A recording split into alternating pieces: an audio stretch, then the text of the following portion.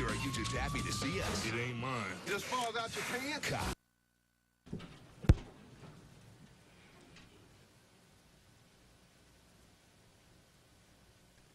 I pledge allegiance to the flag of the United States of America and to the republic for which it stands, one nation, under God, indivisible, with liberty and justice for all.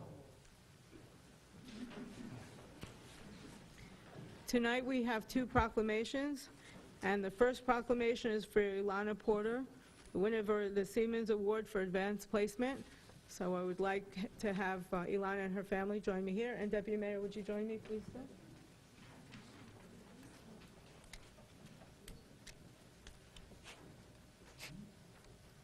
It's not. I can spring.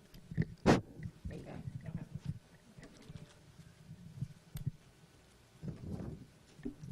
Manalapan's very proud of you.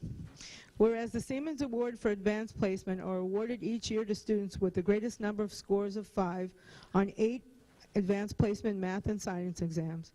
And whereas scholarships in the amount of $2,000 are awarded to students from each of the 50 states who have earned the greatest number of advanced placement scores of 5 in 8 exams. Each state potentially has 2 winners, 1 male and 1 female. Whereas Manalapan Township's Ilana Porter is recipient of the 2011-2012 Siemens Award for Advanced Placement. Ilana is one of the 2 students in the entire state of New Jersey to receive this award. This means she is the highest scoring female in the state on the Math and Science Advanced Placement exams. This is a truly outstanding achievement. And whereas Ilana is leading the nation in performance on advanced placement math and science courses, and we are proud to recognize her for her academic excellence. Now therefore be it resolved that I, Mayor Susan Cohen, together with the Manalapan Township Committee, to hereby call on all the residents to join us in congratulating Ilana on receiving this very prestigious award. We wish Ilana continued success in all her future endeavors. In witness whereof, I have hereunto set my hand and caused the seal of the Township of Manalapan to be affixed on this 21st day of March 2012, which is when I gave it to her originally at the high school when she got her award from Siemens. So congratulations, Ilana.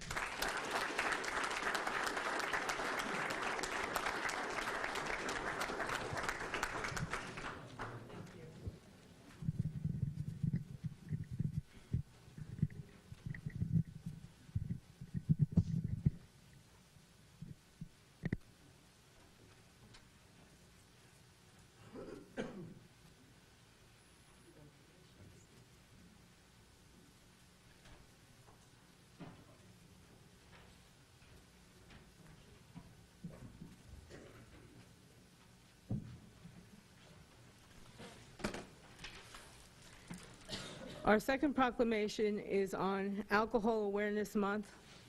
Whereas each April since 1989, the Manalapan and Englishtown Community Alliance for the Prevention of Alcohol and Drug Abuse has designated April as Alcohol Awareness Month. And whereas Alcohol Awareness Month was established as a nationwide effort to provide the American public with information about the disease of alcoholism and the serious problem of alcohol abuse. And whereas alcohol is used and associated with the leading cause of death, injury, and domestic problems, including vehicle crashes, homicides, suicides, child abuse and neglect, domestic violence, cirrhosis of the liver, cancer of the gastrointestinal tract, and birth defects. And whereas alcohol is the leading contributor to cause of death each year for those under 21. Whereas young people began drinking on average at age 13, and whereas young who have begun drinking before the age of 15 are 5 times more likely to develop an alcohol dependence than those who begin drinking at age 21. And whereas alcohol abuse is linked to as many as 2/3 of all sexual assaults, date rapes of teens and college students, and is a major factor in unprotected sex among youth, increasing their risk of contracting HIV or other sexually transmitted diseases. And whereas drinking and driving killed 17,419 people last year, and whereas alcohol kills 6.5 times more youth than any illicit drug combined, and whereas each year college students spend $5.5 billion on alcohol, and whereas the typical American young person will see 100,000 beer commercials before he or she turns 18, which is more than for sneakers, gum, and jeans. Whereas 13% of all youth ages 12 to 17 had at least one serious problem related to drinking in the past year. And whereas 78% of teenagers have used alcohol, and whereas during 2011 in New Jersey, there were 149 alcohol-impaired driving fatalities, 18 of which were under the age of 21. And whereas the Monmouth County Intoxicated Driver Resource Center provided a screening and education program for 1,201 convicted Monmouth County drivers during 2011. Now therefore, I, Susan Cohn, Mayor of Manalapan, in conjunction with the Manalapan Englishtown Community Alliance for the Prevention of Alcohol and Substance Abuse, do hereby proclaim that April 2012 is Alcohol Awareness Month in Manalapan Township. As the Mayor of Manalapan Township, I also call upon all citizens, parents, governmental agencies, public and private institutions, businesses, hospitals, and schools in Manalapan Township to support efforts that will encourage recovery throughout our community. In witness whereof, I have unto set my hand and cause the seal of the township to be affixed on this 28th day of March in the year 2012. Thank you. We will now continue our public hearing for ordinance number 2012-02, an ordinance of the Township of Manalapan amending and supplementing Chapter 173, Precious Gems and Metals, of the Code of the Township of Manalapan to require licensees to maintain additional documentation when purchasing precious gems or metals. Does anyone in the public who wish to speak at this time? Seeing none, I'll take a motion to adopt this ordinance. I'll move it. May I have a second? Thank you. Roll call, please. Mr. Green. Yes. Mr. Holland. Yes. Mr. Lucas. Yes. Mr. Maskowitz. Yes. Mrs. Cohen. Yes. And our township committee reports. Tonight we'll start with Committeeman Green. Thank you. At our previous township committee meeting, I indicated that our recycling committee has been meeting on a regular basis to discuss recycling in Manalapan Township. We did have a meeting just this week where we met with a representative from Future Sanitation, which is our new garbage collector. The meeting went quite well, and I do want to compliment Future Sanitation on the transition. As you know, last year Waste Management was our garbage collection agency, and because of the public bidding process, we had to move to a different company. And I really do feel that the transition was seamless for the vast majority of residents. So that is important to acknowledge. And now that we're getting into more of a routine and Future is more familiar with Manalapan Township, we're starting to have more discussions about recycling. So in the near future, we are going to have recommendations for the Township Committee regarding recycling education and ways to increase recycling here in Manalapan. So we're excited about the progress being made in that area. The other item I had tonight concerns the Finance Committee. A little later tonight, we are going to be introducing the 2012 municipal budget. So I would encourage you to stay tuned or stay here at the municipal complex until the end of the meeting where we will be discussing that. For those of you who don't know, our Finance Committee consists of volunteers from the community, and they make recommendations and help brainstorm ways we can make our municipal budget even better. So we did have a meeting with them last week. The Deputy Mayor and I attended, and we are making progress there as well. Thank you very much. Thank you very much. Deputy Mayor? I have no report, Mayor. Thank you. Committeeman Lucas? Thank you, Mayor. I have no report this evening. Committeeman Maskowitz? Yes, thank you, Mayor. The Manalapan Township Police Department is advising residents that both residential and vehicle burglaries are on an increase. Residents are advised to lock their houses and vehicles, turn on their alarms, and keep valuables out of sight. Residents are further advised to follow general crime prevention rules, such as using motion sensing lights, keep shrubs trimmed around doors and windows, and keeping an eye out for suspicious people and vehicles in the neighborhood. Residents are also requested to immediately contact the Manalapan Township Police Department if they see suspicious vehicles. The Parks and Recreation Department held its first travel basketball tournament last week and was very successful. 27 teams from Monmouth County participated. We'd like to thank the volunteers who assisted at all aspects of running the tournament. The Recreation Advisory Board is looking to expand on this tournament in the future. The annual holiday egg hunt was held on Saturday, April 24th. Thanks to the perfect weather, plenty of children were in attendance and enjoyed the event. The Manalapan Recreation Center begins its spring hours on Sunday, April 1st. The park will be open from Sunday through Friday until 11 p.m. and on Saturday until 9 p.m., weather permitting. That's it. Thank you, Mayor. Thank you very much. And for my report, safety first. The Construction Department, in conjunction with the Township Committee, is happy to announce our amnesty program. This program will give Manalapan residents the opportunity to apply for permits for residential work that has been previously completed without permits and to avoid future penalties or fines.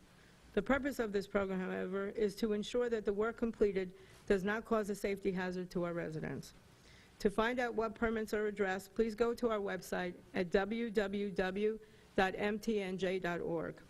If you participate in the amnesty program and you have zoning nonconformities, you will be required to obtain the proper zoning permits. Taxes also will be assessed according to the law and work done in your house. The amnesty program will begin on April 1st, 2012, and will end on October 31st, 2012. We're pleased to announce that Manalapan Township was awarded a New Jersey Department of Transportation grant for $200,000. The money will be used in conjunction with a previous grant of $285,000 to resurface Union Hill Road from the Marlborough Township municipal border to Castle Court. Court ramps will be rebuilt to comply with current ADA standards. Drainage inlets will be rebuilt and retrofitted to comply with current stormwater management requirements. A reminder, if you have a commuter parking permit, it expires on the 31st of March, and there will be no exceptions. Today at the Senior Center, the seniors were treated to a concert, food, and demonstration on how to make pasta from scratch. This came from the Manalapan Englishtown Middle School, and the National Junior Honor Society advisor, Eva Abartman, coordinated a project with our Senior Center director, Elaine McNamara, to do a cultural day.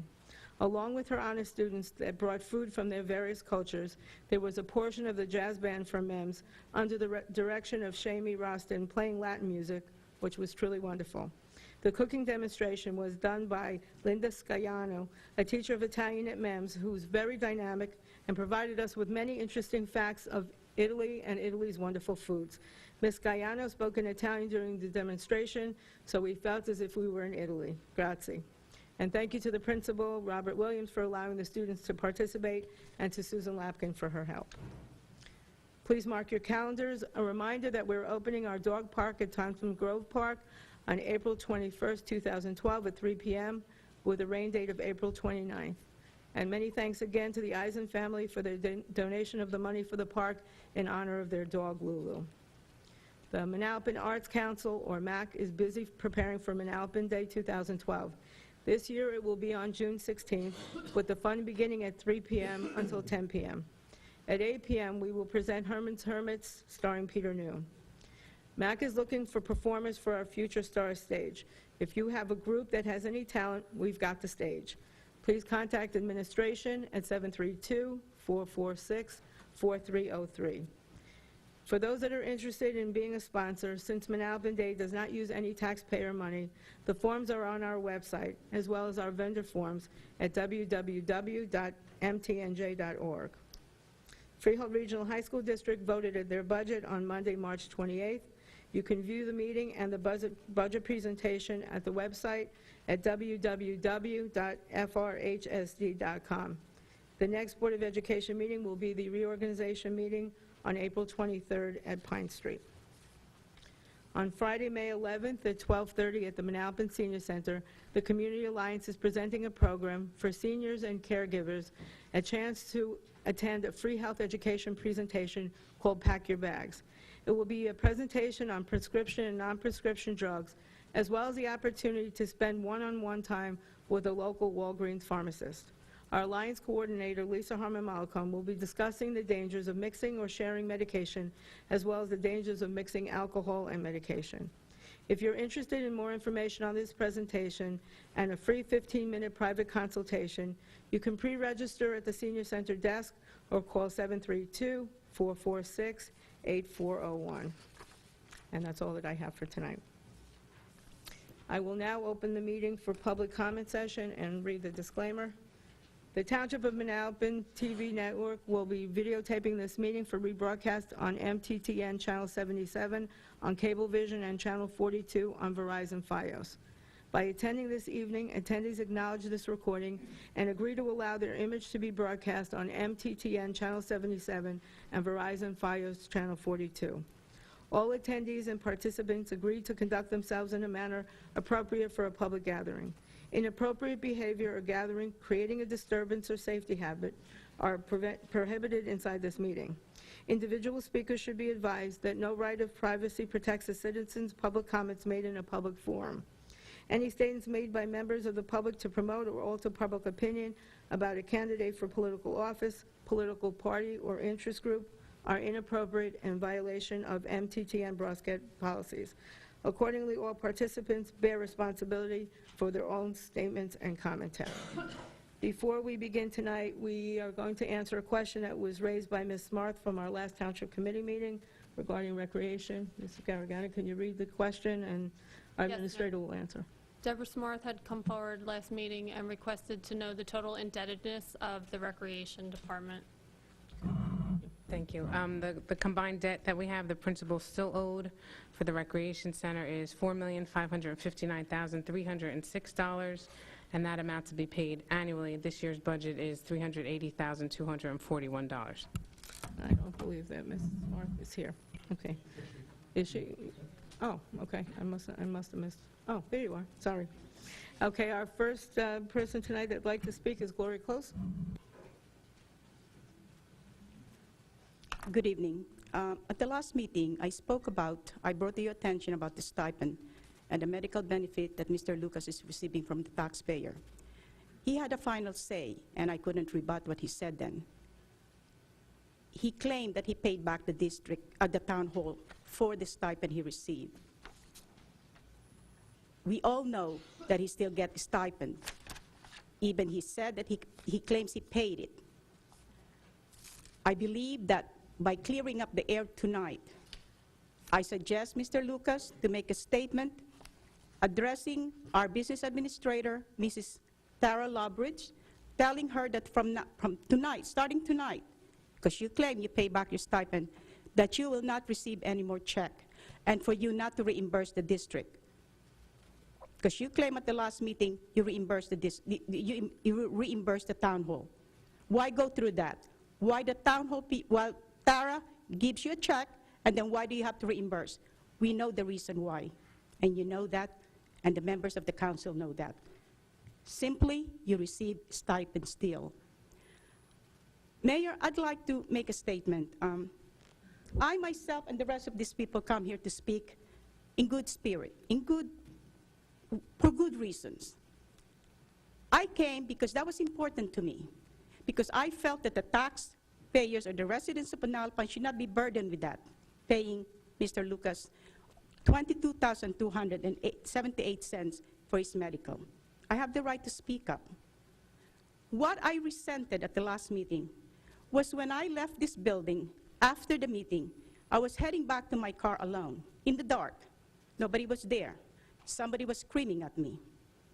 When I look around, it was Mr. Lucas, surrounded by some men with him. He was saying all these things to me, sort of intimidating me. And I resent the fact that I come here, I speak openly to you. This is the place where I feel I should tell you what I feel like addressing the council.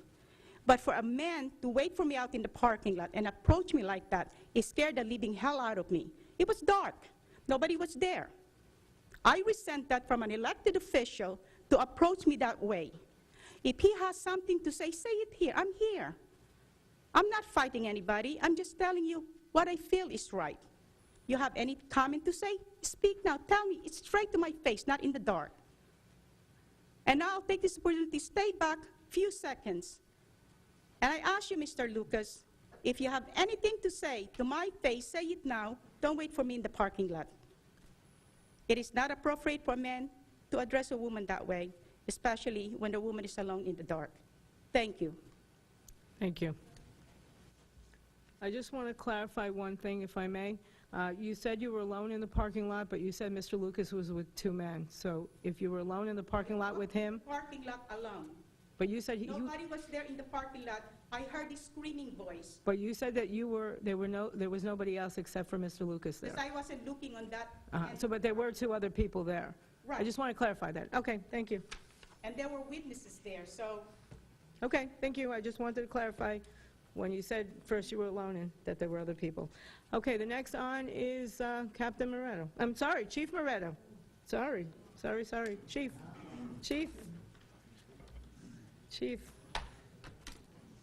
Sorry about that. Good evening. Thank you for this opportunity. As I'm sure you're aware, I'm here to speak on behalf of the dispatchers. It's open for discussion later this meeting. I'm speaking here on behalf of the entire police department, both sworn and civilian. We consider ourselves a family, and this has a serious impact on our organization. We considered in 2009 going to county dispatch. It was a bad idea then, and I respectfully tell you that I believe it's a bad idea now. I've been very honest and upfront with everybody on the Township Committee that if this is based simply on cost, we cannot compete with the county. You knew that then, you know that now. You knew that then, and you decided to move forward as a governing body and provide capital money for 911 equipment. That capital money is still sitting there. Yet here we are discussing going to county dispatch. The county will represent a reduction in quality. Yes, it is true it will cost less money, but we have experienced problems with county dispatch now when they're just handling our 911 calls. We expect with the increased volume that those problems will only increase. Personnel issues that we have with dispatchers, we can handle in-house with our dispatchers. We do not get the luxury of doing that when it's county dispatch. The dispatchers are the only position that is staffed here 24/7. It is a body here to answer the phones. It is a body here for walk-in traffic. We will lose that opportunity. Last but not least, we will lose command and control. When a major incident happens, it is very important for a supervisor to be at the dispatch center, to take command of the incident, and to make sure that all the issues that need to be addressed are addressed. We will no longer have that opportunity. All the dispatchers who physically can be here are here today. We also have a representation of the sworn personnel. This is very important for us. We want you to be aware of that before you make that decision. Thank you very much. Thank you.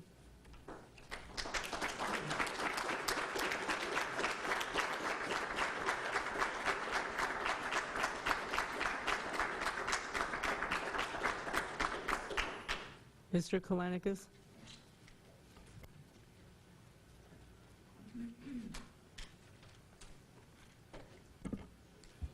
Ray Kalanikas, 144 Sweetman's Lane. First thing I'd like to say is I agree with the chief.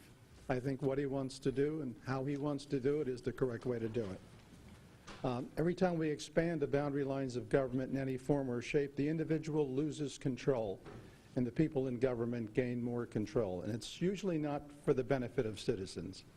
So I do fully agree with the chief as to what he said. The concern I have is I see the budget, the coming budget, is the last item on the agenda. On March 8th, I was at a freeholder meeting dealing with the county budget. And they indicated to me that their tax levy would be something like $302 million. And I said, can you drop it 2%? That would mean you would have to shave $6+ million off the tax levy. I said, do you have it in surplus? And they said, yes, we have the money in surplus. I said, are you willing to use that money in surplus to drop the tax levy 2%? Not just keep it flat, as indicated, but to actually drop it. We have to go in the other direction. Not up, we have to start going down. And they indicated they would not do that. I mention that here tonight because no paper reported that. Patch did not report it. The Asbury Park Press did not report it. It was reported no place, to my knowledge.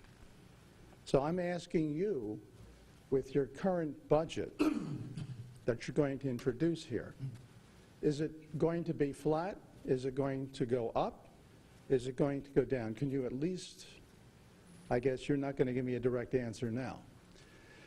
But I would like to see our budget go down 2%, and if the money is in surplus or anywhere else, if you have unencumbered land that you can sell, and if the money is in surplus, I would like to see a 2% reduction. We have to begin going down. As you know, the most important issue to all people in New Jersey, number one, is the property tax. Number two are jobs. It's very, very important. I have to tell you, I'm a bit disappointed concerning the resolution that I called for last meeting, a resolution opposing torture, secret and unlimited detention, the suspension of a person's legal rights. And I would like to see opposition to assassinations added to that. I saw no movement on this governing body in that direction with respect to my request. It's going to take a lot of education, I can see that. But this is my request currently. I want to see a 2% reduction. It was indicated to you last time. My wife asked for a 2% reduction. I'm going to echo that call for a 2% reduction. Thank you. Thank you. Ms. Mar.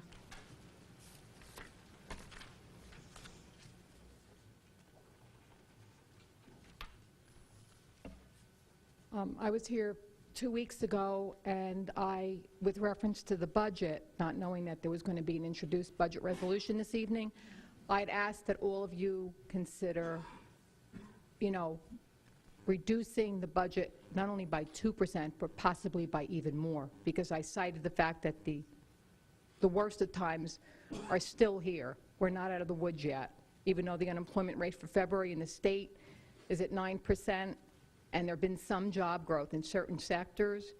If you really take a long look at it, down the road in 2013 and 2014 nationally, we don't know where it's going to lead. The economy is not out of the woods. So I'm recommending as a citizen, on behalf of all my fellow residents in Manalapan, that you go above and beyond in cutting as much as you can out of this budget, at least minimum of 2%. And beyond that would even be further welcomed by all of us. I noticed that neither the transcript nor patch.com, which is supposed to be covering local issues, neither of them mentioned what was said about the budget. I think that's awful. I think that we should have some truth in reporting. When citizens get up on behalf of other citizens, because we're all affected in some way by what's going to happen up there at the governing body level, and at the state governmental level and the national governmental level, I think that other citizens need to know what other citizens are calling for. So I think we need more truth in reporting. Once again, the school budgets we no longer have any control over, because essentially if you work within the 2% cap, you could go up to 2%, and if you don't go over that, we no longer, the citizens of the state and various school districts, unless the school districts themselves allow for it, we don't have an automatic non-binding referendum. Granted, the non-binding referendum wasn't binding, but at least it registered a sentiment of the will of the people on school budget spending. And if you really look at households and the decline in the household numbers in terms of youth in households, down the road, school districts are going to have to deal with this issue, because the school population isn't going to go up on the basis of the general macro trends of school population nationally, statewide, et cetera. Down the road, they're going to have to deal with this, because people are not going to accept more and more spending when, in fact, households and the number of children in households are declining. So we need to take a whole look at that from a state level and from a local level. Once again, I just call upon all of you to really look closely. I don't know what's in this resolution tonight. I don't know what you're looking for in terms of where your spending cuts are going to be, but it has to be at minimum a 2% decrease, not stable. Stable is nice, but times are tough. And we should be going back to caretaker service. Local government should be strictly focused on caretaker services. I appreciated the answer to the question, and I took it down. My pen wasn't working too much, but it kind of gave out in a few spots. But I think what I got out of it was $4.5 million in obligation. I don't know what that means in terms of annual payments going forward, or what the time scheme is for payment of that. The other number that you mentioned was 380,000, a little bit more than that. And I guess if I need to do that personally, like with an email, I'll just follow up if I have any other questions. That's all I have to say tonight. Thank you. Thank you very much. Next is Tom Villa.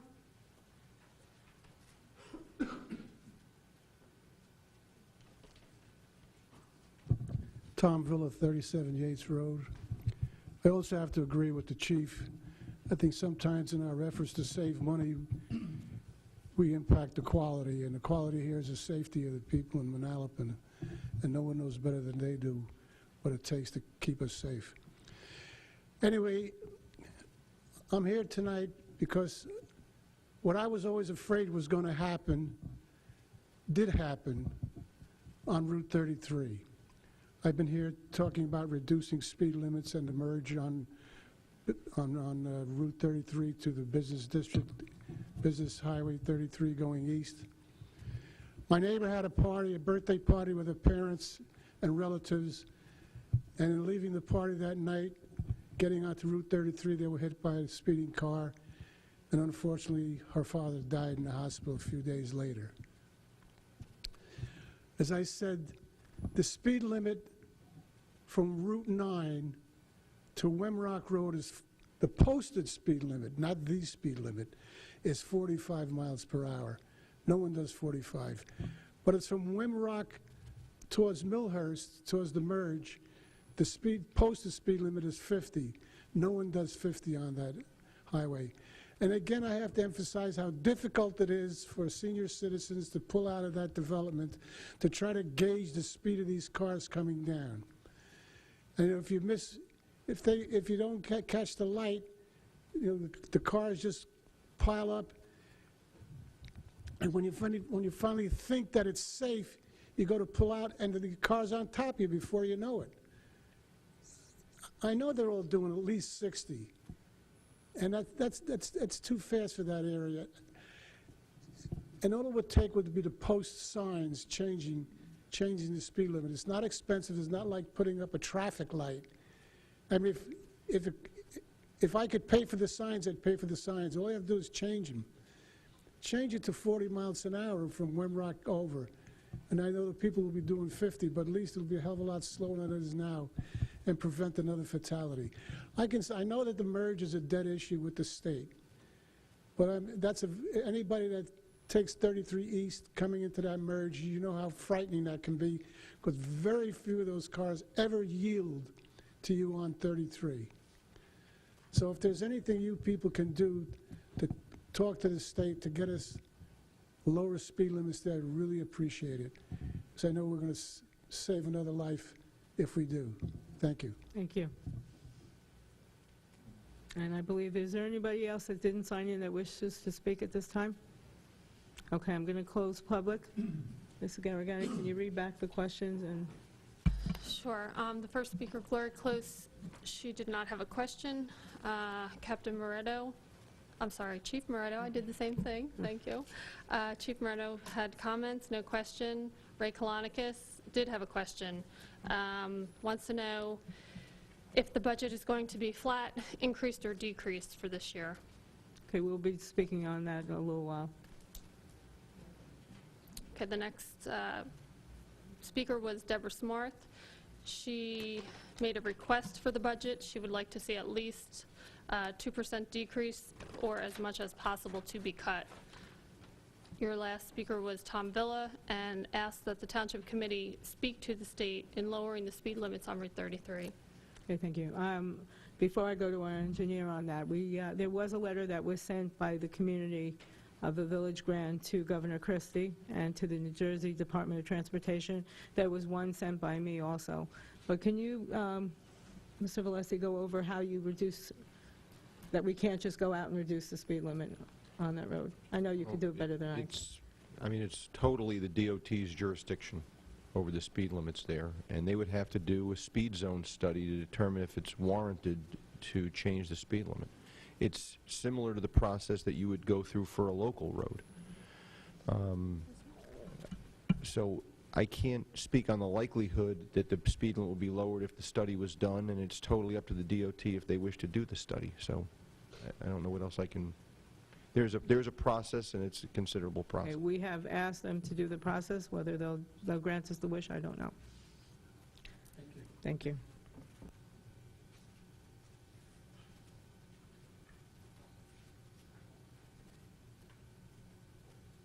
It's now time for our workshop. Legal. Mr. McLaughlin, whenever you're ready. Certainly, Mayor. Just a couple of items tonight. The first is on the consent agenda for the committee's consideration is a resolution approving a municipal services agreement with the Villages at Meadow Creek Condominium Association. This is in accordance with the Municipal Services Act, and the amount called for is the initial payment is the amount due for the period, really the year 2010. So that's been negotiated, agreed to by the association, and brings us to a point where I believe we only have 1 or 2 MSAs left to complete. So that is there for your consideration. We'd recommend that for approval. The second item I'd like to discuss briefly is just the sign ordinance. We had Mr. Cohen here last month to raise some issues pertaining to the sign ordinance, and I am going to prepare a very minor amendment to the sign regulations for your consideration at the next meeting, which I believe will address Mr. Cohen's legitimate concerns with respect to the sign ordinance. Thank you. Engineering, Mr. Valesi.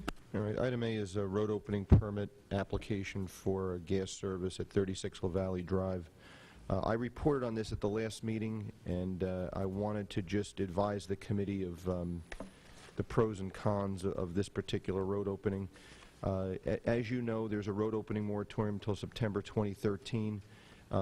By granting relief from the moratorium, you would end up with a small opening in the road, 4 foot by 4 foot. It would be repaired in accordance with our standards, and it would enable the gas main that's being constructed to be extended off the edge of pavement. So at the end of the day, you have one opening. If you waited until the end of the moratorium, the gas company could come in there and open up the entire road and do all the services within the street. So I know it's a policy decision of the committee. I would recommend that you positively consider that. I think that there is some definite benefits, and that's our opinion on that. Item B is a detour plan for the replacement of Middlesex County bridge structure on Union Hill Road. I wanted to report that the county, Middlesex County, sent us plans for the replacement of the bridge, which is within Monroe Township near the Manalapan border. I wanted to report that the detour plan goes within Manalapan Township. It would basically close Union Hill Road for a period of 6 months starting in August, and the detour route would be from Wilson to Gordon's Corner to Pension Road. We had recommended that the county submit the detour plan to the school districts, the police department, for their review, and just so that they're aware of what's going on in the time frame. So I just wanted to make the committee aware of that. So those that are going west on Union Hill will be able to make a left onto Pension. They just won't be able to go straight. Correct. There'll be advanced Just to warning give an signs. idea. There'll be detour posted advising them that the road is closed and to make the right onto Gordon's Corner and then down Pension Road. Okay, thank you very much. Okay. Clerk, Mrs. Pederati. Thank you, Mayor. I have no items of new business for tonight. Okay, administration. Thank you, Mayor. I have three resolutions tonight. The first one is authorizing the purchase of a tractor and machete attachment, and that is for our detention basements, and that purchase comes out of our detention basin trust, and that we're approving under the co-op with Middlesex County. The second resolution I have is a 2011 appropriation reserve budget transfer resolution, and that's $50,000 into our municipal service agreement account. I think that's it for that. And our final resolution is a resolution adding additional money to our temporary budget, our temporary appropriation number 1, and that's to get us through the next 3 months until we adopt our operating budget. The final item I have is a bus stop request. We had a request from a resident, and if the committees and agreements will go forward with reaching out to New Jersey Transit, the request came in for an area on Millhurst Road by the Meadow Creek development. And so we can start that process with New Jersey Transit. We're hoping that it'll take some people off our waiting list over our commuter parking lot and also allow for those residents there to have an easier commute to work. So unless anybody has an issue with that, we can start the process. It's timely, but we'll start with a letter to New Jersey Transit Bus Stop and Shelters Department and start asking for some guidance on that. So if you can put that under new business and also the road opening permit. under new business, the other new business? Okay, now we're at our consent agenda. Is there anyone that needs anything removed or anything that needs discussion? Okay, I'd like to have a motion to accept. I'll move that. Thank you. And a second? Second. Thank you. Roll call, please. Excuse me, do we need to remove item F? Oh, I don't know. Are we? Sorry, just on the question, Roger, were we going to look into additional road information for the villages at Meadow Creek MSA agreement? We're going to hold on that to the next meeting and look at their developers agreement. I don't think we need to in terms of that. Okay.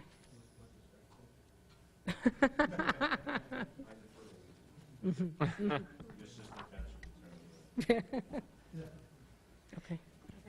Okay, so we're leaving it in. So then it's A through H. Okay, roll call, please. Mr. Green? Yes. Mr. Holland? Yes. Mr. Lucas? Yes. Mr. Maskowitz? Yes. Mrs. Cohen? Yes. Our first resolution is accepting the bill list for March 15, 2012 to March 28, 2012, totaling $7,934,226.49. Does anyone have anything that they need removed or any discussion? Okay, I'd like a motion to accept the bill list. So moved? Thank you. And a second? Second. Roll call, please. Mr. Green? Yes. Mr. Holland? Yes. Mr. Lucas? I'm a yes, and I'll abstain from the few open space items. Mr. Maskowitz? Yes. Mrs. Cohen? Yes. And now we've come to the discussion authorizing shared services agreement with Monmouth County for dispatch. And would our police commissioner like to speak on that? Thank you, Mayor.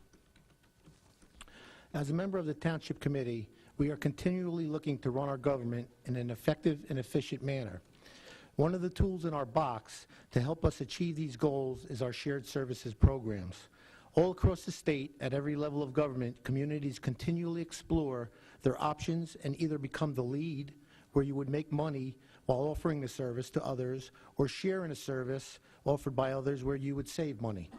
Manalapan is currently involved in both situations with our animal control, vehicle maintenance, and our IT departments, and it has worked great for our community. We have been actively exploring the possibility of sharing our police dispatch services with the Monmouth County Sheriff's Office, with them as the lead and us sharing in this service on the money-saving end. We've spent a lot of time discussing and researching the township's options and will not take this decision lightly. Let me start by being very clear.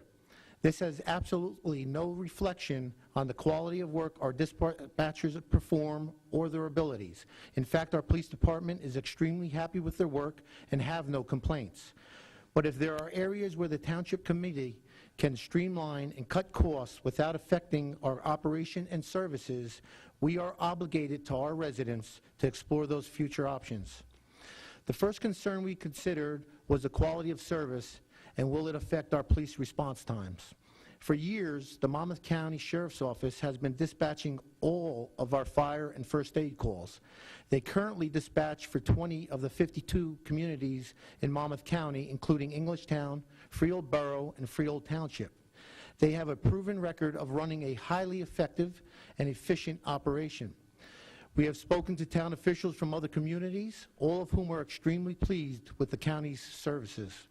For the last several years, all of our 911 calls, whether for police, fire, or first aid, have been and continue to be answered by the county. If any of you ever had a reason to dial 911, I am not sure you know this, but you most likely were speaking to a county dispatcher. If it was a fire or first aid call, the county dispatcher would dispatch those rigs or trucks.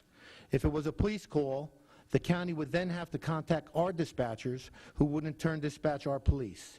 This in itself represents a double effort and a waste of potentially critical minutes. We spoke with our fire and first aid officials, all of whom are extremely satisfied with the services they currently receive from the county. So as you can see, a large majority of our dispatching for our emergency services are currently being performed by the county already. Anytime there's a shared service and you are not the lead agency, there is concern of what happens to your employees. We certainly are not in the business to put our employees on the unemployment line, and that is also the case here. We are pleased to announce that Sheriff Sean Golden will offer all 8 of our dispatchers a position in his dispatch center, 7 of which will receive a salary increase because the county starting wages are higher than the current rates we pay our dispatchers. So hopefully our dispatchers will accept the sheriff's offer and ultimately eliminate our obligation to pay unemployment costs to the state. A concern of our police officers is that they will not work with dispatchers who are familiar with Manalapan. The sheriff advised us that if the 8 dispatchers were to accept his offer of employment, they would be assigned to the call center, which covers Manalapan, so that dispatchers and our officers would continue to share their great working relationships, only in different buildings. The sheriff also explained that the county already has a bank of dispatchers who dispatch Manalapan's fire and first aid calls and are familiar with our community. The next question on everyone's mind is obviously, what is the cost savings for Manalapan residents? If we were to continue with our own dispatch services and assume our own 911 call center, which would only be for the police because the fire departments and first aid would remain with the county, no matter what our decision is here tonight, we would have to spend upwards of an additional $500,000 in capital expenditures for the purchase of equipment to upgrade our system. We would also have to hire 2 new additional dispatchers immediately. So our savings this year, with only realizing half of the year's savings from our current dispatcher salaries and benefits, the operating costs associated with the dispatch operation and new hires would be approximately $250,000 plus the $500,000 needed to upgrade our system. Next year, we obviously would recognize the full year of savings from the salaries, benefits, and operating costs. The next issue we examined was the compatibility of our systems and if there would be any additional costs associated with this shared service. The answer to that question is no. Our systems are identical, so if they were to assume the service, we could actually start this minute with a flick of a switch. In addition, because our systems are the same, the training period for our dispatchers would be relatively short. As far as our current equipment, Sheriff Golden's office has examined our newer pieces and has offered to purchase some of it for an additional $150,000 in addition to the agreement. The final issue that we reviewed is if you do not dial 911 and call directly into the police headquarters phone system, how is this handled? We currently have an updated and advanced phone system in place which will prompt you to make different selections such as emergency or non-emergency, requiring an officer and an option to transfer directly into the police headquarters for a particular department. Our system can easily handle this and will not require any additional upgrades. We have examined all of our options carefully, and I, not speaking for the other township committees, I am convinced that this is a prudent and fiscally responsible decision, which is a win-win situation for everyone. As you will hear during our 2012 budget proposal, we have cut our spending this year over $600,000, and since our 2009 budget, we have cut $1.3 million of spending. A portion of these reductions are a direct result of the shared service agreements which we entered into, just like this one. As you know, I am a retired state trooper, and during my earlier years as on patrol, we too had our own dispatchers assigned to our stations. During that time, I experienced firsthand the same situation where the state created a central dispatch center in West Trenton to handle the entire state. This has proven to work well at all levels of enforcement across the nation.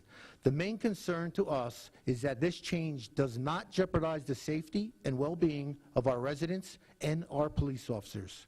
I would recommend to the Township Committee that we enter into a shared service agreement with the Monmouth County Sheriff's Office for our dispatch services. Thank you. Thank you. Is there anybody on the Township Committee that would like to make a comment before I open it up to the dispatchers for comment? Okay, I would like to say that this is a very difficult situation. We've studied it for a long time. The service that will be provided by the county will be at a substantial savings, and I believe it's our duty to the taxpayers to make this transition. It's nothing personal with our dispatchers. They have done a wonderful job. This is based only on economics and what is best for our residents, not jeopardizing their safety. Like many other communities, The centralization of dispatching services is cost-effective while maintaining quality service. Is there the dispatchers that are affected by this have asked that this discussion be done in public. Would any of them like to speak at this time? Okay, come forward, please.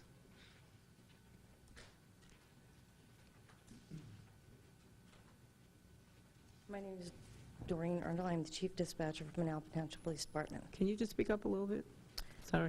I've been employed for 16 and a half years, dedicated service. Behind me are some of my coworkers. Combined, we have over 46 years of dispatching experience in this town. We are familiar with the residents and the community, the businesses, past and present.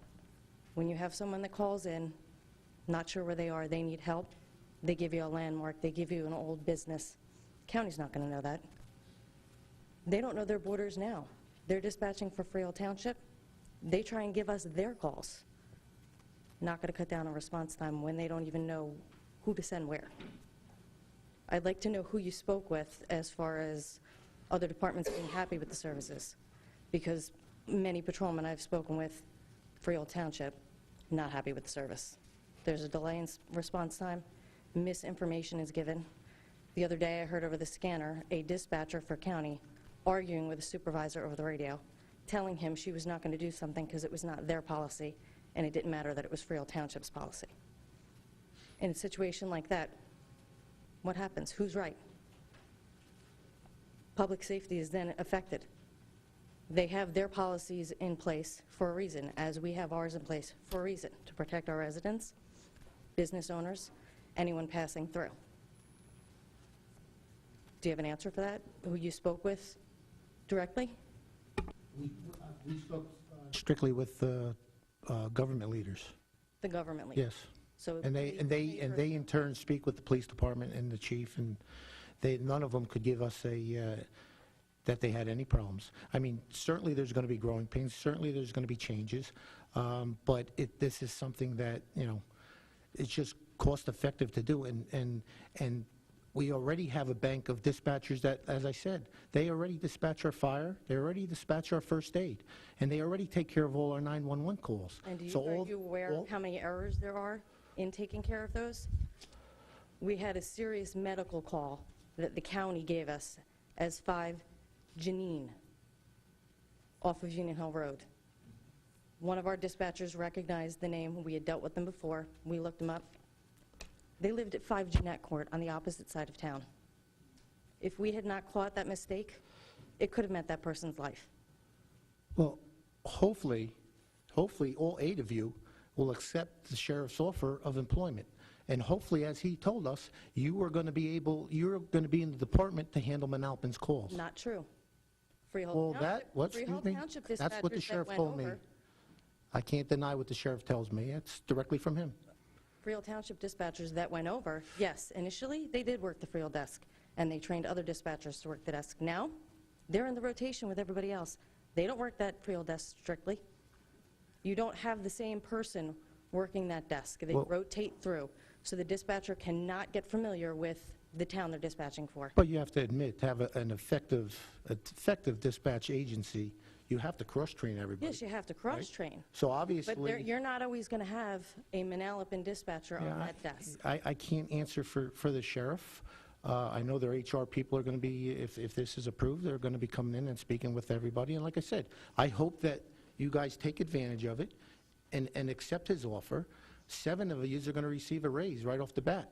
Right. They're going to receive a raise with a much worse schedule. So it's not really a benefit. We're going to go from a schedule that we've all been working comfortable with for how long. Now you're going to increase how many days and hours you're working. You know, it does affect people. You're saying it's not personal. It is personal. There's 8 lives you're affecting, plus families, plus every member of the police department, plus the public, plus any businesses in town. It is personal. I realize that. Like I said, I went through the same thing when I was a younger trooper. And I know the family. I know the law enforcement family. And I know how we felt about our dispatchers. But you know what? They were dispatching for the whole state. And they moved on, and we had those familiar sounds and voices on the radio. and it all worked out. Once everybody's cross-trained and you find a new home over there, I think this will be a benefit for everybody. And it's not personal. I take exception to that. I don't even know you. I've never met you. That's exactly. You've never Exactly. met So I don't know how it could be personal with me. And you're the police commissioner, Well, and you've never met me. right. But you're standing here deciding my fate, my livelihood, and my coworkers' livelihoods. Not yours personally. It is mine This is for the good of the township. But if safety is an We have to issue- worry about 40,000 residents. Yes, you do. We have to worry about a budget. We have residents coming up saying they don't want it 2%. They don't want it flat. They want it reduced. How do you do that? How do you answer, in our position, how do you answer residents when they come up and they want their taxes reduced? Costs are all going up. I don't know about everybody else, but my bills at my house, I don't know one of them that stayed flat or one of them that has gone down. This is a hard decision. I'm not gonna, Lou will tell you and Chris and, we've talked plenty about this. It's not an easy decision. Are you But- also aware that besides dispatching, we have many duties that we perform above and beyond dispatching for the department, for the public? You're also losing certified matrons. So if they have a female prisoner under arrest that needs to be searched, and there's not a female officer on Well, and then we go out countywide, because we did that in the state police. We didn't always have female troopers. There was hardly no female troopers back then, so you go out to the county, you go out to other agencies. So that can be over. For the one issue that the chief mentioned, that we're going to lose the door answerers. I don't know if everybody's aware of this, but the new plan for the dispatchers were to put them in the basement, the furthest from the front door. So, it just makes all the sense in the world to move in this direction. Eventually, I foresee it, and this is my personal opinion, I think the governor's going to push everybody towards central dispatch. It's been proven to work. It worked in the state police. It's been working for years. And what about the issues of not having any control over your dispatch? Well, that's the chief's opinion. That's not the opinion of the sheriff's office. Will they lose it immediately If they're not in the here? same building, you Yes. don't have control over them. You cannot discipline if it needs be. You cannot remedial train if need be. They're in another building. They're controlled by another And that's government issues that we would agency. take up, that the chief would take up with the sheriff's office. And The sheriff's office, I mean, they're not running a slipshod agency over there. I mean, I would you make- hear I would you make hear what agree you on that. hear, I hear what I I work hear, with and them. everybody else hears what they hear. I work with them on the phone, on the radio. I know what goes on. And It's also- not just my opinion, it's fact. Right. They screw up, and nothing gets fixed. You Okay, can now, complain to the let me just supervisors over there, and nothing gets fixed. Using your word and your word only. So there's never a mess up down this end of the building. Never said that, but it's corrected Okay. at this level. Okay. So everybody has a bad day, everybody can make a Absolutely. mistake. I never said we didn't, Okay. but the chief of police has that luxury. They can go in and they can correct that action, not speak to someone at the county who then has to speak to someone else at the county, and nothing gets done. Right now, if someone picks up their cell phone and calls 911, it goes to the county. Yes. The majority of the people today, when they use a phone to call, are using their cell phone. They're no longer calling 911 through their house phone. Therefore, it goes to the county anyhow. Believe me, we've studied this since 2009. This is not an easy decision for us, and it's not an easy decision for anybody. We've been discussing this, for the majority of us have been on and off since 2009. This is a very difficult decision for us. Have you listened to a sampling of any of the phone calls from Monmouth County?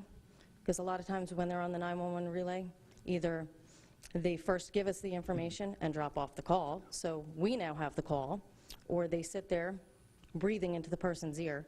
We need to take control of the call. Or I had an instance 2 weeks ago where a 17-year-old was home alone, heard someone breaking into his house. His father called from New York, called 911. They got the basic information. While she was giving it to me, the father had to correct her because she was wrong.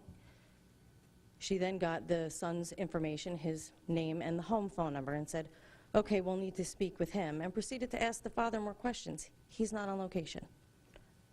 I had to call the son and get the information. He was the one there. He was the one witnessing this. She's busy on the phone with the father who's not there. He's in New York. That's the quality of 911. Well, they're going to have to change their, right now, they can depend on you. In the future, you won't be there for them to depend on. Exactly, and They're what's going to going- happen. But it's human nature that when you have someone else there that can help you, you're going to push it to them. When they no longer have someone to push it, they're going to But that's take their control. job. They're not supposed to push it. They're 911. They're supposed to have control of that call. They're supposed to be getting the information, and they're not doing it. And this is what you want to go to? I don't have anything else. Anybody else want to?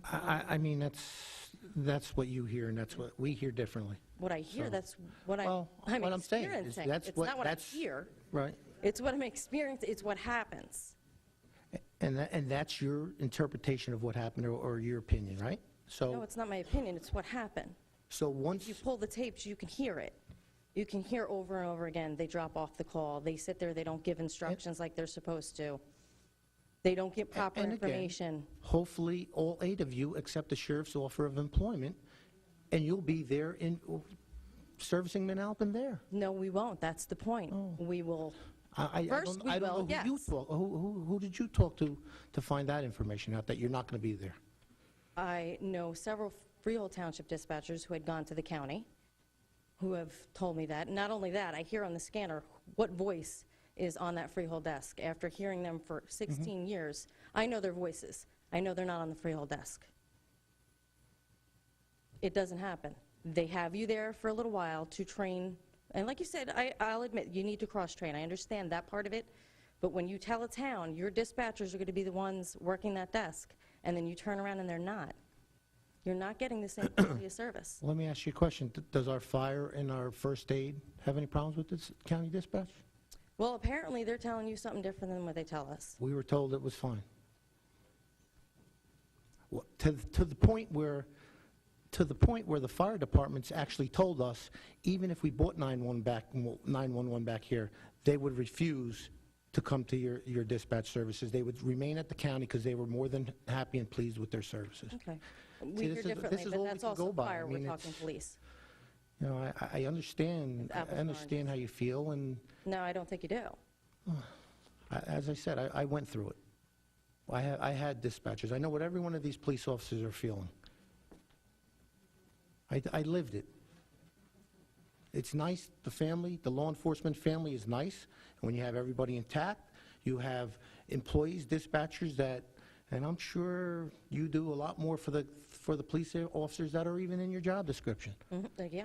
Yes, I know And they're that. not going to get that. I know that. So But you know what? Then they have to learn to survive. there's certain things that we do that they can't do. They don't have the CJIS clearance to do. They don't have the authorization to do. Who's going to run checks for firearms applicants? Who's going to run criminal histories So none of them can get that clearance? for, Only dispatchers? they have to go to school for it. But they can get it. Potentially, if they have the manpower, now you're going to have to pull people off the road in order to run checks, Well- in order to process The operation house of the police checks, department records checks. is strictly up to the chief. You know, we leave that up to And him. you're We're not going to limiting it. dictate what he can pull off the road or what he doesn't have to, what he You're doesn't pull limiting off it, the road. is my point.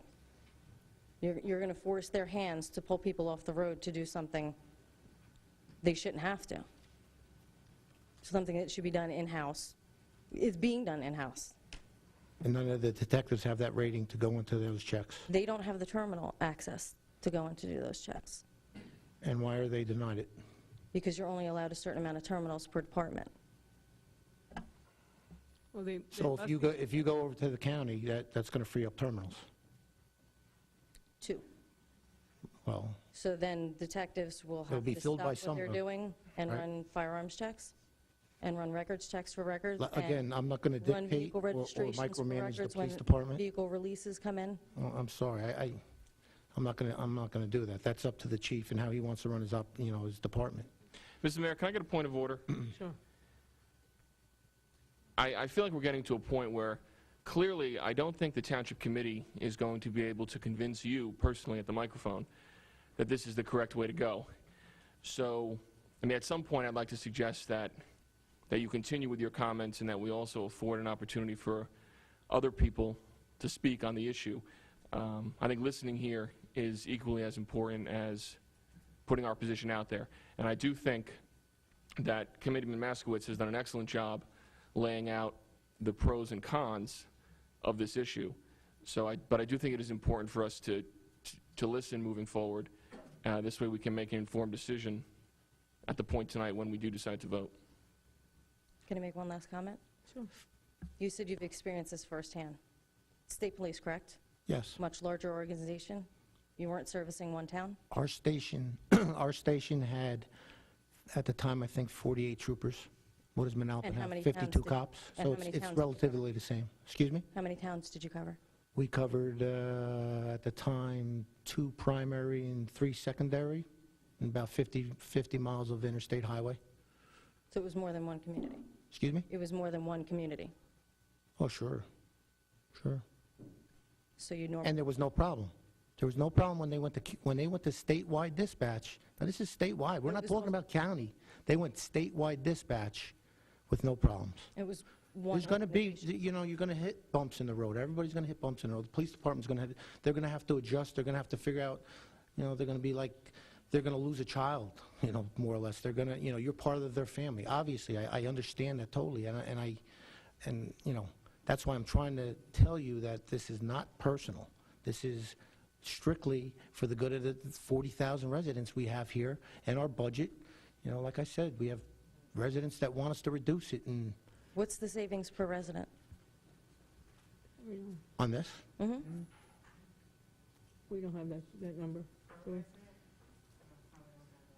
No, we don't have In that. front of me. I mean, How this long year, would the contract be? 2 years, was it, Tara? 1 year. 1 year? 1 year. 1 year. So it could potentially go up after that 1 year? Sure. As do all your costs, as do your salaries, as do your benefits, as do, you know, we have to Now pay when to we the don't have a state. raise in our contract? Well, we're being hit with a $100,000 bill next year for what, Tara? Pension, health? What is it? Already, we're told. It's going up $100,000 next year. So, likewise, that includes you, and that includes all 8 dispatchers. So that you know, it's the same. I'd like to give an opportunity, if there's anybody else that would like to speak, if you could come forward. Thank you.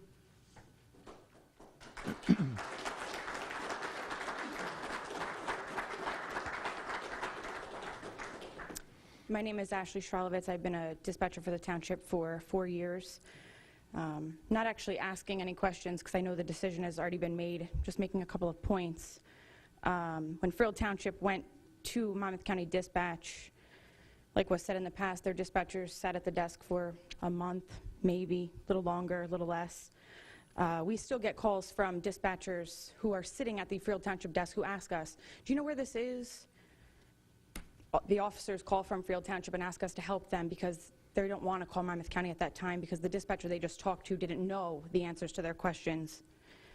And I know that Freehold Township was given a rate from Monmouth County, like you said, 1 year, and then it increased extremely more than what they were told that it was going to increase.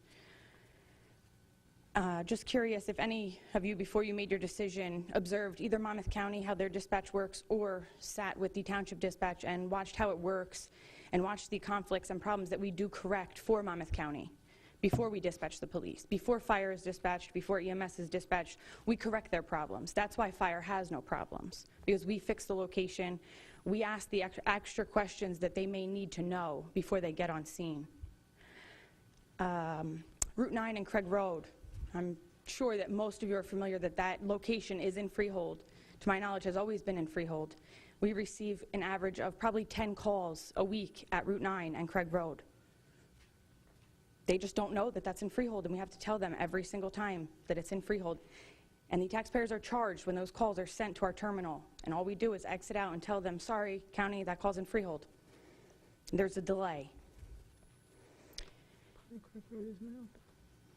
And there's times that we never take the 911 calls, and when county takes the 911 calls, gets us on the phone, Manalapan, do you want medics? Anybody that's familiar with dispatching, answering 911 calls, that's their job to know if they need medics for that call. Does protocol call for medics? That's their job, not ours. And our answer simply is, Does your protocol call for it? Just a couple of facts. Thank you. Thank you.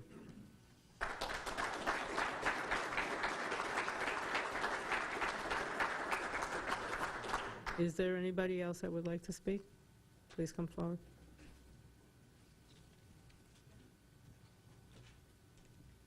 Hi, my name is Kelly Gilio. I've been a Manalapan dispatcher for 3 years. I've lived in Manalapan also for 23 years. I was wondering why this wasn't open to the public or the residents of Manalapan to vote on if it will be affecting their quality of life. It's a policy decision for us, not for the public to decide. Unfortunately, and referendums cost a lot of money. So any savings that we would have, we would lose by going to referendum. Okay. There are 20 other townships and others waiting to come into the county that are doing this successfully. And that's why we've studied this since 2009 and have not made a rash decision. Okay, so this is what prompted it now when it was denied in 2009 to go to Monmouth County? I'm sorry? It was denied in 2009 to go to Monmouth County, so that's what prompted it now? It was discussed in 2000. No, we weren't denied. We decided amongst ourselves not to do it. It wasn't denied by the county. So what changed that now? Economics and other factors. Okay. And if this process was planned out, why was the taxpayer money spent on the building a state-of-the-art 911 center that is sitting downstairs vacant? Okay, that you guys answer, because I wasn't here. Sorry? I wasn't here for that, so I can't answer it. And the decision changed after the building was built and the capital money was spent. At this point, the costs, I think Jordan mentioned it, the cost to spend the extra $500,000 for the new system and to hire the additional dispatchers outweighed the cost that was spent on that renovation. Plus, like I mentioned, the sheriff is buying a portion of the newer equipment. He is purchasing $150,000 worth of equipment from us. And as and the whole township committee will tell you, and probably a lot of your officers, the whole plans, phase one plans, I think were ridiculous in my mind. First of all, to stick the dispatchers in the basement, in the corner, and you have nobody to answer the door, I think it's ludicrous. So to go ahead with that... Who would be answering the door now? Excuse me? Who would be answering the door now when we go to county? Well, they're going to have sergeants, or they're going to have to make plans. So the They're going to have to make plans even for more. it. Since we've lost about 14 officers to retirement. Let me ask you a question. Every other township, is the dispatchers, is that in their job description? They answer the door? No, usually there's a shift supervisor or a police officer that answers the door. Every township? We had dispatchers, they never answered the door. A trooper answered the door. Well, that's all I have, that's my experience. I'm sorry, you have your experience, I have my experience. That's What how is the problem in other police departments? As Englishtown, we get people all the time that come over here because they have no one answer their phone, their door. Well, you see, It's Monmouth our County. goal, we know we have to hire new police officers. We hired one already this year, January 1st. Hopefully in this budget this year, we're planning on hopefully hiring 2 more police officers. So we know we're going to start backfilling. So they're going to eventually work it into their table of organization or whatever they do, how they operate, that they're going to answer the front door, whether it be the shift supervisor, the sergeant, the lieutenant, or whatever it be. Hopefully we could get them back up to the rank and file where it's not a question. But to say not to go to county and save that amount of money because we need somebody to answer the front door, That's obviously not the only issue. 40,000 residents aren't going to, digest that. That's...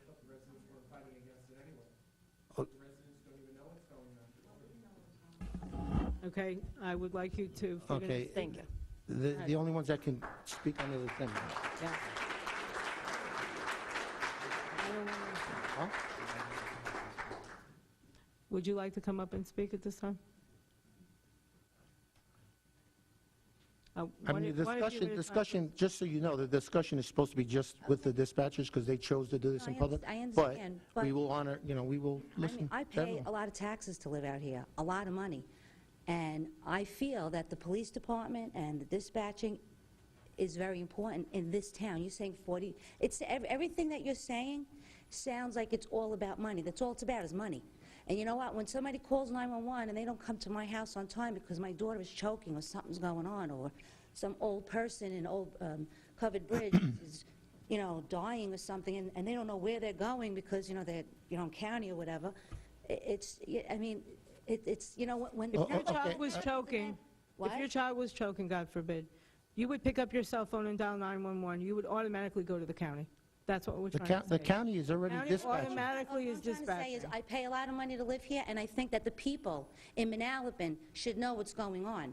I only know because I happened to hear something, and I said I want to come down and see what's going on. We all pay a lot of money to live here, and we have the right to make a decision if we want. You obviously made your decision, because I know how Manalapan works. This has been done with the schools. Anytime you guys make a decision, and you have people come and talk, and everybody screams and yells and says whatever they want to say, you guys do what you want to do anyway. Everybody is free to make a decision after listening to you, whatever that we have not made a decision yet. The decision will be made tonight, though. Well, let me ask you a question as a resident, Yes. and you pay your taxes, and we all pay our taxes. Currently, the county dispatches our fire. They dispatch our first aid. They answer all our 911 calls. My daughter Okay? used to Do work you for- my feel, daughter was- do you feel comfortable with your tax dollars going to Yeah, if a good chunk to the county, No, I don't want but it to go only county. for I our want it to go dispatchers to answer the I phone? want it to go where I live in Manalapan. I don't care about county. I care about Manalapan. My Okay. daughter was EMS, and she... So is my daughter. What? So is my daughter. All right, so I'm just saying, she did, and there's no problem. I don't know how they, however they did it. I'm just saying, I think that the people in Manalapan deserve to know what's going on and deserve to make a decision, not based on, I don't know where you live, but I know I live in Manalapan. and We I all would live in feel Manalapan. I would like to feel comfortable knowing that when I call 911, or if I need the police, that they're going to be there. And you're going to call, again, you're going to call 911 now, today, this minute, and get the county. You keep saying 911. Exactly, that is part of our point. Yeah, You're going to but- call 911, you've mentioned it 10 times. You're going to call 911 at this minute. If you call this minute, 911, you will get a county dispatcher. Okay, so that's just this minute, but for the majority of the time when the dispatch is... It's been that way for It's years. been like that for years. So, what? happens when our dispatchers are not there to correct all the problems that do go on. Well, don't you think, if I was so compassionate about this town and so compassionate about dispatch, I personally would accept a sheriff's job and go over there and make a difference. Make a difference. Speak up. Tell them where they're wrong and try to fix the problem. Yeah, but if- Be a part of the solution, not the problem. But you s- It's easy to get up there, excuse me, it's easy to get up there and complain. Do the right thing. 7 of them are going to get a raise. 7 of them are going to get a raise. Why wouldn't you take a raise and go over there and do the right thing for Manalapan and change it if you think it's bad? Yeah, but if they're saying that people have went there and it didn't work... No, well, see, that's what they hear from dispatchers. Dispatchers, anytime there's a job change or you're moved, that's not pleasant. People don't like that. Yeah, that's not And pleasant. and you're not going to get other dispatchers that their departments did the same thing, or towns did the same thing that we're doing right, or could be doing right here, and they move dispatch to county. Do you think they're going to go to the county and say, yeah, this is great. Wait, I could have been traveling a mile to my... And if it doesn't work, and there's more mistakes, and there's a lot of people that... We always have the option to come back. We have Right, a why do dispatch that? room in the Why do that basement. if it works? If it's working Well, now, then why do it? You brought up the issue. Why not go to the people? Why not get a survey of all Manalapan people and see what they feel instead of what just you guys feel? What about us? Because we're a lot of money elected to do the right thing for the township, the right But thing for that's all what you residents. think. Not maybe everybody in Manalapan. Well, I thought doesn't that's feel why I that ran, way. but But maybe all the residents don't feel that way. Maybe the majority of us don't feel that. It's just because you say that. Why is it? We because were you say it? elected by the public to make these hard decisions. And- That's what you elected us for. You may not have personally voted for any of us. Right, maybe I that's- didn't, but... that's what we were elected But they're not, and what for. about the people, but there are a lot of people, even if they did vote for you, maybe they disagree with this. No, I understand that. There's always going to be a decision that any change that we're going to do, merge departments, whatever we're going to do, there's always going to be people that are against it, that are for it. There's always I going to think be it's wrong, something and there. I think you're making a very big mistake, and I think you're going to be sorry. That's what I have to say. Yeah, As a and I resident, appreciate your comments, and we hear you. We do. Excuse me, could you give us your name for the record, please? My name? Yes, Francis Lanza. thank you.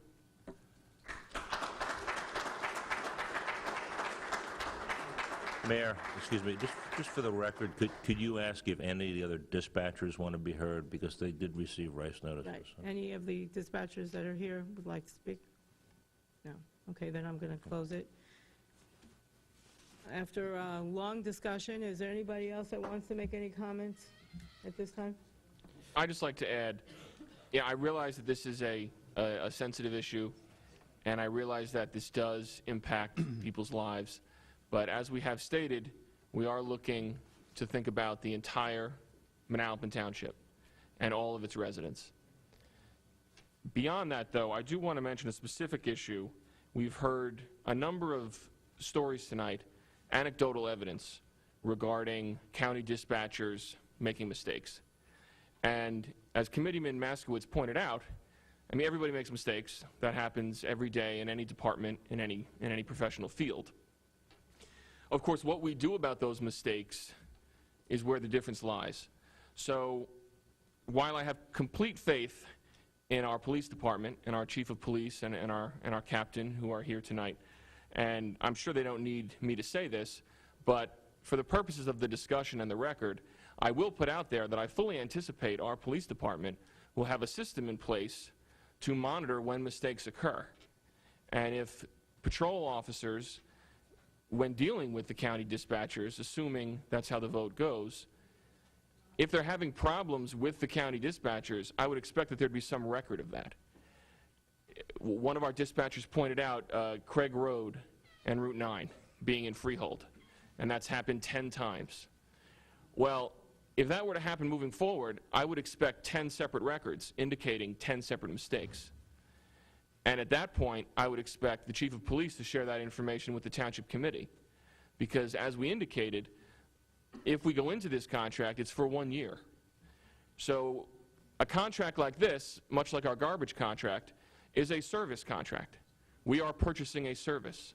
And if we are not happy with that service, then we're going to ask the provider to either change what they're doing or we're going to do something different.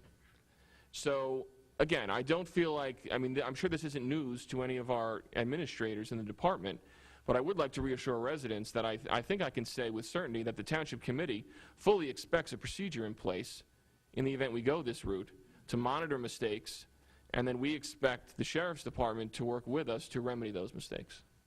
Thank you. Do you have anything that you would like to add? Mayor Lucas? No.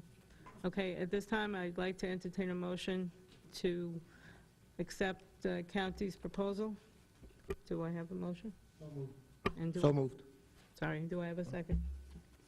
I'll second it. Roll call, please. Mr. Green? Yes. Mr. Holland? Yes. Mr. Lucas? Yes. Mr. Maskowitz? Yes. Mrs. Cohen? Yes.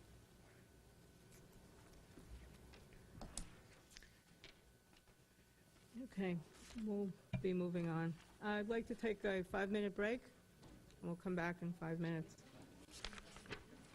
Okay, we are back. Okay. Our ordinances, does anyone have a problem with moving 3, 4, and 5 together? I'll make that motion, Mayor. Okay, thank you. Second, please. Second. Anybody have to recuse themselves or anything? Yeah, I'll announce that at the vote. Okay, very good. Roll call. Ready? Mr. Green? Abstain. Mr. Holland? Yes. Mr. Lucas? Yes. Mr. Maskowitz? Yes. Mrs. Cohen? Yes. Thank you. Okay, ordinance introduction and first reading. Ordinance 2012-03, an ordinance of the Township of Manalapan in the County of Monmouth, State of New Jersey, amending and supplementing Chapter 3 of the Municipal Code to create the Manalapan Englishtown Community Alliance to prevent alcoholism and drug abuse. This the county is requiring us to pass in order to get our grant. I'd like to make that motion. Do I have to introduce and set public hearing on April 11, 2012? I'll second. Thank you. Roll call, please. Mr. Green? Yes. Mr. Holland? Yes. Mr. Lucas? Yes. Mr. Maskowitz? Yes. Mrs. Cohen? Yes. The second ordinance is number 2012-4, an ordinance amending and supplementing Chapter 30 Personnel Policies, Section 34 Retirement, to provide for the Defined Contribution Retirement Program, DCRP, in accordance with Chapter 92 of the laws of 2007. This is due to the change in the law, Chapter 92, and we're updating our ordinances to meet the new state statute, Public Employment Retirement System and Defined Contribution Retirement Program. Would someone like to make a motion to introduce and set the public hearing on April 11, 2012? I'll move that. Thank you. And may I have a second? Second. Thank you. Roll call, please. Mr. Green? Yes. Mr. Holland? Yes. Mr. Lucas? Yes. Mr. Maskowitz? Yes. Mrs. Cohen? Yes. Thank you. Ordinance number 2012-05, an ordinance amending and supplementing Article 5, Shade Tree Committee of Chapter 3, Boards, Committees, and Commissions of the Code of the Township of Manalapan, County of Monmouth, and State of New Jersey. Committeeman Lucas, would you like, this was your recommendation, would you like to speak about this? Yeah, this came directly from the Shade Tree Committee, and this was just a request from them to make it more feasible to discharge their duties, and basically it would set the board or the committee membership at 5 regular members and 2 alternates. Okay, thank you. Would And you I'll like make to that motion. Thank you. May I have a second? Second. Thank you. Roll call, please. Mr. Green? Yes. Mr. Holland? Yes. Mr. Lucas? Yes. Mr. Maskowitz? Yes. Mrs. Cohen? Yes. Thank you. Mrs. Leverage, is there any new business? Yes, Mayor, we have 2 items. The first is a discussion on the, or a poll for the governing body to authorize the road opening on La Valley Road that Greg described in his report. Okay. Committeeman Lucas? I should probably abstain from that since it's in my backyard. Okay. Figuratively. Part of my property borders La Valley Drive, not to be construed with being in my actual back. Thank you, Mayor. Committeeman Maskowitz? No, we're just taking a poll. Are you okay with the road opening? Oh, yes, I'm sorry. Okay. Deputy Mayor? Committeeman Green? Yes. Okay, and I'm a yes. Thank you. And then the second item is the bus stop that I brought up on Millhurst Road. And as I was thinking about it as well, I think maybe send this to the Transportation Committee for them to look at as well as we move forward, unless the governing body has any objection to that. Anybody have any objection? No, thank you. Okay, thank you. That's all I have. Okay, we've come to the part where everybody's been waiting for, the 2012 municipal budget. There's a resolution introducing the municipal budget of the Township of Manalapan, County of Monmouth for the year 2012. Committeeman Green, would you like to give us a background on the budget? Sure, thank you. The budget being introduced tonight is one that is fiscally sound, and more importantly, the budget maintains all of the municipal services that Manalapan residents deserve. Let me say that one more time. All services will continue in this budget. We will continue to maintain a first-class police force that keeps our community safe. We will continue to pick up garbage 2 times per week throughout the year. We will continue to maintain our roads by fixing potholes and repaving streets. And we will continue to maintain the best recreation facilities and recreation programs in the state of New Jersey. Ladies and gentlemen, we're doing all of these things while constantly thinking of the Manalapan taxpayer. Since 2009, the Township Committee has cut spending by $1.3 million. We have reduced the size of our municipal government. In 2006, our government had 195 employees. Today, we're down to 167, a reduction of almost 15%. Now, as we've taken steps to make our government more efficient, some in the political arena have suggested that Manalapan is at risk for financial trouble in the days ahead. Year after year, we have proven that these claims have no basis in fact and are not true. And this year is no different. Our financial position is strong, we've cut spending, and we're providing vital services to the community. In order to continue this trend, the budget, as introduced tonight, does propose an increase in tax revenue of less than a penny for every $100 of assessed property value. In other words, that's about an extra $26 per year for the average homeowner in Manalapan Township. As you consider this and other facts about the budget, please keep in mind that this is the beginning of the public discussion. The final budget will be adopted by the Township Committee on April 25th 4 weeks from now. Over the next month, we need your feedback on how this budget can be even better. Our Finance Committee, which consists of community volunteers, will be reviewing the budget and making recommendations. We have Township Committee meetings on April 11th and April 25th, during which time members of the public can address the committee directly. Budget documents will be available online tomorrow at www.mtnj.org, and everyone on the Township Committee is accessible via email. Please participate in the budget development process, and let's keep Manalapan moving in the right direction. Thank you. Thank you, Committeeman Green. At this point, Mayor, I'd like to suggest that Tara Lovrich, our Township Administrator, who has been working very closely with our Chief Financial Officer and Auditor, provide some additional specific details about the proposed budget. Sure, thank you. Thank you, Mr. Green. Just a few numbers regarding the 2012 budget, as some you mentioned, and I'll give a couple more. It is a 0.6 cent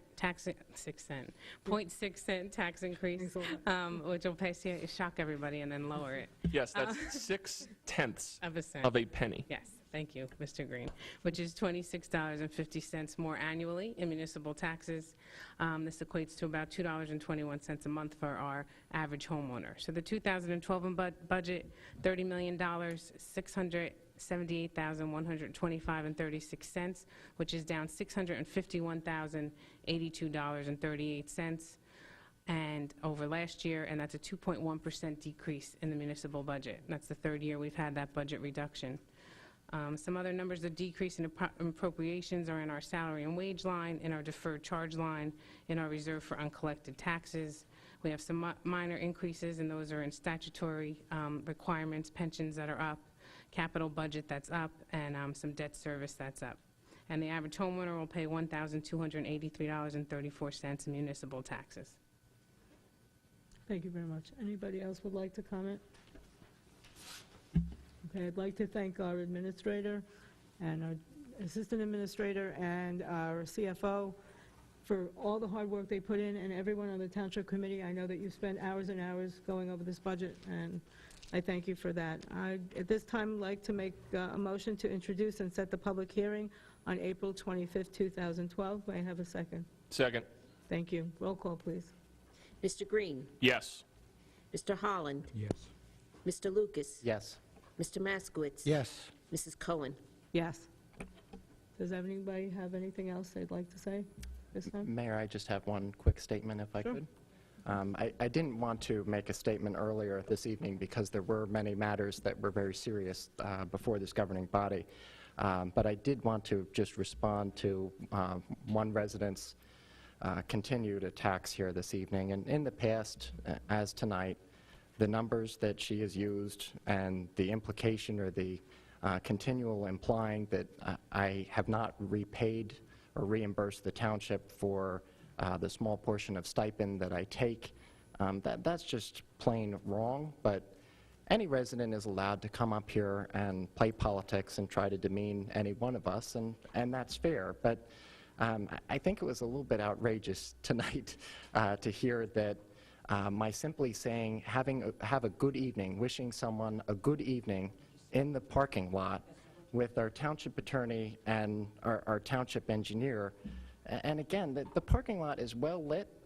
And, you know, one resident came up to me after hearing this and said, well, you know, I could understand how that might be intimidating, as Mr. Valesi is a very handsome man, and, you know, he can intimidate someone.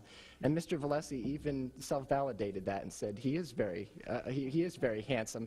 And I guess I have to agree to that, too. But, you know, again, Mrs. Close, I really wish that we could just keep to the issues here and the silliness could go past. You know, I was trying to be nice by reaching out and saying, wishing you a good evening. I won't do that in the future if that is bothersome. But again, that was just one small part, Mayor, and I hope things will get better in the future. Thank you. Anybody else? Okay, I'd like to call for an adjournment. So moved. Motion, thank you, and a second? Second. Thank you. All in favor? Aye. We are adjourned. Thank you.